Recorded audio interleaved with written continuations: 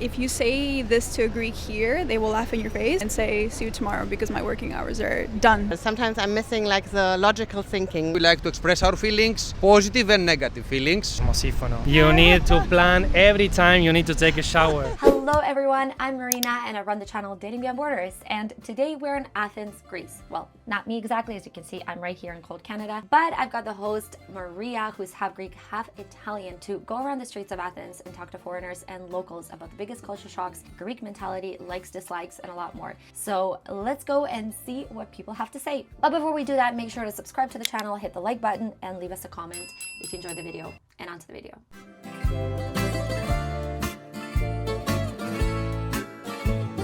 What's your name and where are you from? Hi, I'm Elisa. I'm from the US. My name is Kiki, or Agiliki in Greece, and I'm from Canada. My name is Ludmila. I'm from Toronto. I'm Gol and I'm from Germany, but my roots are Persian. My name is Alper and I'm from, with the new name, Turkey. Maria, Australia. Tomas from Argentina. My name is George Spirou from Athens. I'm Avram. Originally I'm Greek, but I've been living abroad many years. My name is Costa and I'm coming from Athens, from Greece, the most beautiful country in the world. How long have you been living in Greece? For about 2 months. I've been here for 2 months now. 1.5 years. Almost 2 years. Yes, same. It's going to be 3 years in November. 8 years. I just returned last year actually. I can say I'm like a digital nomad. I was born and raised here. What was your expectation before coming to Greece and how did it live up to that? Before I came to Greece, my only prior knowledge to it was from the movies, like Mamma Mia or My Big Fat Greek Wedding, if you've seen those before. Honestly, the islands have exceeded my expectations, but coming to Athens, it was very different. Seeing the Acropolis, it's falling apart. It's not what it looks like in the history books. You know, back then Greece was in crisis. So whenever I talk to my friends that I'm going to Greece, well, they are in crisis. Why do you go there? Like, you can find a job here and you can live better. So my expectation was very low, but actually I can say that Greece exceeded my expectations. I've been here quite a few times because I'm half Greek, so I come every summer. So my expectations have always been high because it's Greece. And so far, honestly, they're meeting them. I love Greece. I feel like there's a different energy here. What are some culture shocks you experienced upon arriving in Greece? Positive or negative? Both. So the positive things are definitely the hospitality. It's top notch. I'm really impressed on how friendly, how kind, with what a smile the Greeks welcome you, and it's not fake. It's really like from the deepest of their hearts. Negative things are definitely being on time. If you make plans with people, they cancel, they have other things to do, they forget. But I try to adapt because I like that the people are pretty spontaneous. Sometimes you make plans for, let's have a coffee in a week, and then you don't feel good, or you have a tired day, or the night was short, or whatever. Some things can always happen. This is life. I like that the people are kind of going with the flow. It's not so you have to really stick to this appointment because 2 weeks ago you said you're going to have coffee at that day. I guess the lack of cancel culture, perhaps. The lack of care when it comes to getting things done at a certain time or a certain pace. From Toronto, where I'm from, it's very easy to tell somebody, hey, if you don't get this done, there are going to be repercussions. If you say this to a Greek here, they will laugh in your face and close the door and say, see you tomorrow because my working hours are done, they're over. I'm from Philadelphia, and city life is very different than Greek life. There's a thing called Greek time where if a Greek says a certain time that they'll arrive, just expect it to be 2 hours later. The slow pace of living, that was so hard for me because I come from the city. I want things to be quick, I want things to be done, but Greeks love to take their time, they love to be present. I feel like in Melbourne, my city, things open very early in the morning. Cafes close pretty early at 4 or 5, and I don't understand where people find time to get coffee because people work. I think it's more on your break from work. But in Greece, cafes and a lot of shops are open very late. Getting a coffee is something you do in the afternoon and at night, and I really like this. I think there's a bigger nighttime culture. Shops are open later, you can go shopping, not just bars and clubs. It's normal to ask someone out for a drink at 11 p.m. But in Melbourne, if you go out for a drink in Australia, usually it'll be right after work. For me, it's the opposite because in Argentina, we used to hang out later. Dinner at 9 maybe is early for us. We are very similar with all the Mediterranean countries. In Toronto, everybody's very kind of considerate of their space and their kind of bubble, and here here. For sure, one of the things that was a little bit crazy to me is the first time that I went on the metro, and it was definitely rush hour because we were like a bunch of, fish in a tin can, and everybody was like kind of helping each other stand up, and like somebody was falling over and they would like help them over. And for me, if you were to do that in Toronto on a subway, everybody would like start yelling, "Why are you touching me?" and start running around and acting crazy. Everybody here was extremely helpful, and I think that was definitely like a big wow for me, but in a good way. In Australia, I text a lot, and a lot of people message. Yeah, social media. And here I feel like people are happier to just give a confirmation call. I remember that I was surprised because they drink a lot of frappé or Fredo espresso, and I didn't know what was that. I thought it was Fernet with Coca-Cola because in Argentina we drink that, and they smoke a lot. Yes. There is not much difference. Even the mentality, mindset, the way that they live is exactly what I left behind. So from my side, my culture shock is not to have a culture shock.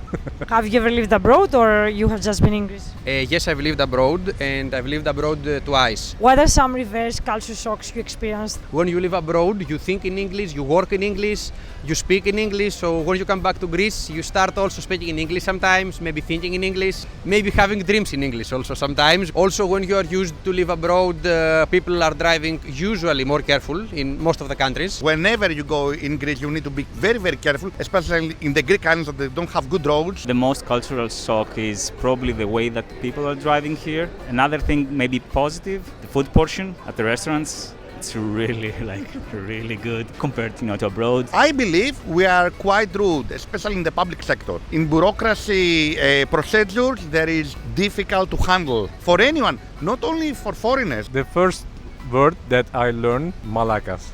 So the taxi driver took me from airport to Moscato. I think he repeated Malaka for 45 times. What do you like and what you don't like about living in Greece? In general, in Europe, everything is, I think, more beautiful. And so I just love the look and feel of the ancient culture, the little streets. Everything is a lot more colorful than, for instance, in Canada. I'm very into healthy food. With that said, you can go to Greece and just go to a regular taverna, and I feel like it's automatically just like good fresh food, whereas in the States you kind of have to be very strategic of like, I'm going to a vegan, gluten-free, healthy place. I like the warm people here. I like the daylight, the sun. People are really generous with words, with food, with presents, with compliments. They're really generous and they share everything. Very good food. Unfortunately, that makes us fat. The Greek feta. I know what I just said. It's hard about the Greek time, but it's helping me a lot to slow down because I feel like I'm experiencing life a lot more enjoyably here. That's what I love about Greece is people really take the time to just enjoy, and I think that's really important in this life. Greece has a really rich culture of music. Concerts are very accessible. There's always a lot of live music at restaurants or in squares. The first thing is the ancient Greek history. That's why I choose to live here. I really love it. The second thing, the cats. I love the cats. I always have cat food in my backpack when I am walking just to feed the cats. I love the weather in Greece. Maybe in summer here in Athens is terrible, but you can always be with your t-shirt all day. I like that it's a very safe country, at least comparing with my country. Maria also can walk at any time. Wherever you go in the Greek suburbs, it is quite safe for a woman to walk till 12 in the night. When you are living abroad, you understand how safe is Athens, how safe is Greece. Well, I've been living abroad many years, and the fact that I had to always be indoors to just enjoy my Guinness. But here you can just go by the beach and enjoy the food, the view, the sunset. It's like priceless. For me, it's a reason to move permanently to Greece. Also living in Greece, you get to speak the language of the gods, which is the Greek language, of course. However, that also gives some distinct accent, unfortunately. In terms of what I don't like about Greece, especially if you go out at night, everyone smokes and it's indoors. So yeah, I'm not crazy about that. I mean, people are smoking in the hospital still even now because I'm working in a hospital. Personally, I'm frustrated very much from smoking. I don't like the smoking in Greece. It's too much. The bureaucracy is the most problematic. I think bureaucracy. I think it's just such a big element to your every single day, whether it comes to documents or literally anything. It's such a big part of your life that if you need something done quickly, it's very difficult. My brothers got their residency approved in January and it's almost September and we're still waiting for the papers. And they said 2 months. So you know. I don't like that many people are not efficient. I have the feeling that people make their life more complicated and they're not so structured. Sometimes I'm missing like the logical thinking. I don't want to say that people don't think logical, but I think maybe too emotional often and not structured. Greeks love to talk after dinner for hours, and it's cool. It was cool at first. Like on the weekends, it's fine for me. But like when it's like almost an everyday thing and when we're sitting there for like 2 hours, all I want to do is go to bed. That's true.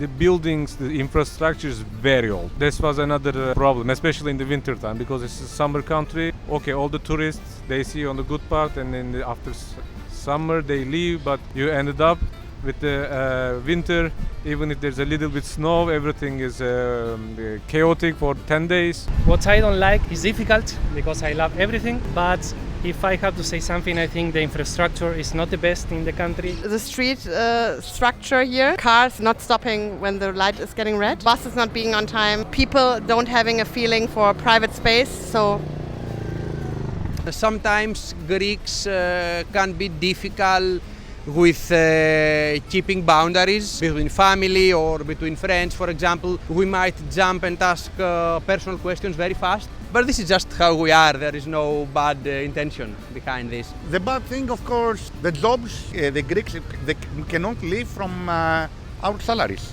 Capable persons who have good students, doctors, lawyers, in many fields, they have to immigrate. In a way, the stupid state in Greece. Not literally. In the long-term impact, they will not be good for the country. Micronationalism here, because in Greek last name you can understand where you are from. To hear, even in the initiation of the conversation, like, where are you from? This was a little bit annoying after some point.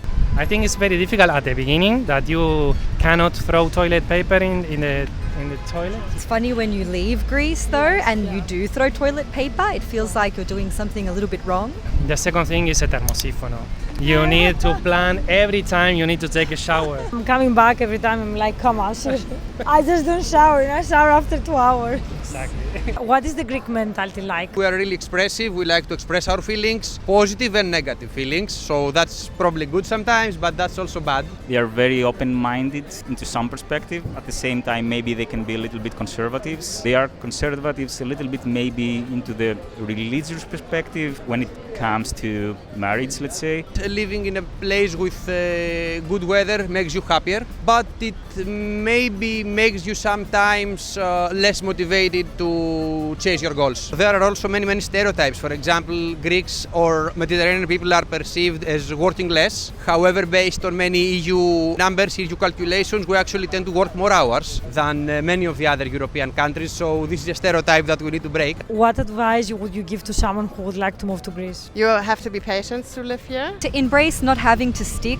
to a strict schedule, to embrace the nighttime. Maybe that's not good if you're a morning person, but it's very nice to be able to relax into the evening, especially hot summer nights. Sometimes you need patience because people sometimes come late to things. Sometimes shows will start a bit later than they say. They should come willing to be sociable. We Greeks are very sociable. We like to meet new people, especially in person, not so much throughout social media. Just make sure that you feel confident and happy with your decision before you do it. I had zero doubt in my mind that I wanted to move to Greece. So when something is hard or goes wrong, I'm not like, oh my God, I don't freak out, because I'm like, okay, like I'll figure it out. I want to be here. Whereas I see in, for instance, the Facebook groups where you can tell people have just heard like, oh, Greece is amazing, I'm going to go there. And then something doesn't work out, their apartment falls through, like something goes wrong. And they're in this panic mode of, oh my God, what do I do? Oh, like Greece is so difficult, everything's so hard. If you want to move to Athens, Athens is a very big capital. If you are like a party animal, if you want to do different stuff, different culture you want to taste, this is a perfect place. But if you are looking for serenity,